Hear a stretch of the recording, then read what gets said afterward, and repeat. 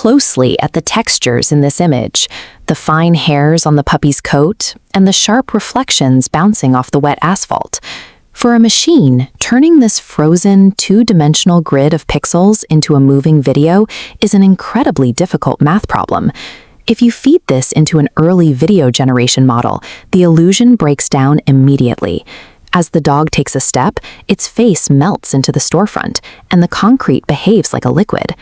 Those early systems failed because they didn't actually know what a dog or a street was.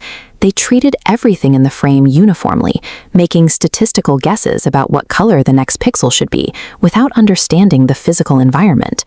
Realistic animation requires the machine to perceive the three-dimensional space inside the frame and apply the basic laws of physics before it attempts to move a single element. Today, the entire generation pipeline takes about 60 seconds. By slowing the process to a crawl, we see how artificial intelligence evolved from a blind pixel guesser into a system capable of simulating physical reality. The very first thing a modern AI does when you upload an image is strip away the aesthetic entirely. It ignores lighting and mood to map out the underlying mathematical structure.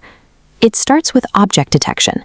Advanced computer vision algorithms scan the frame to categorize every distinct element, mapping out exact boundaries so the system knows exactly where an animal ends and the background begins.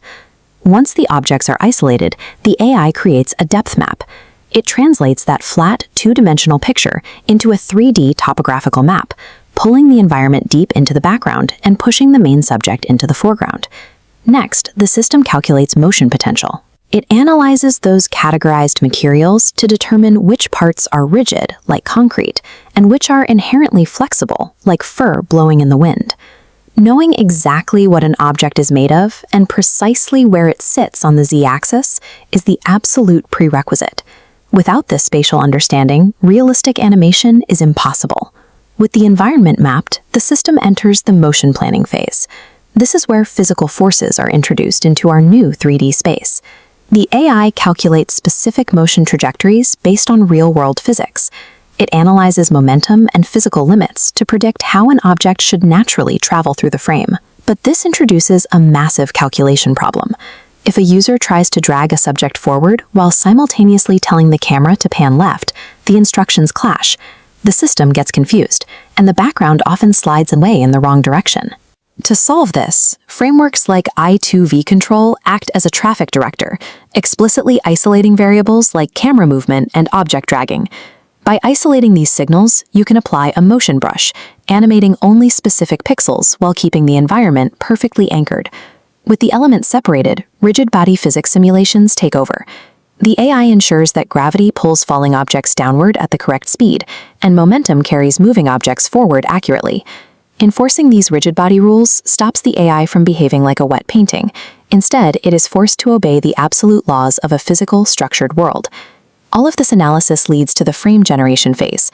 Here, advanced diffusion models take the static starting image, look at the predicted motion, and invent all the missing intermediate frames in between.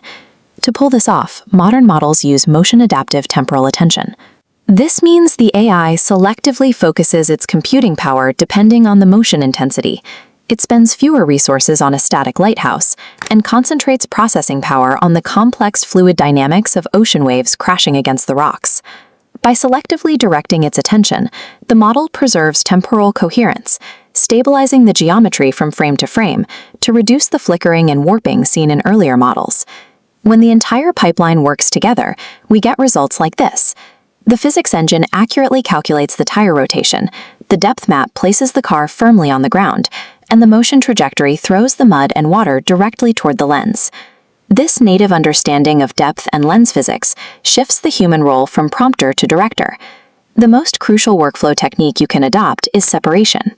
By putting your subject's action commands in one block of text and your camera's movement commands in a completely separate block, you prevent the model's logic from tangling. This simple division of instructions gives you explicit control.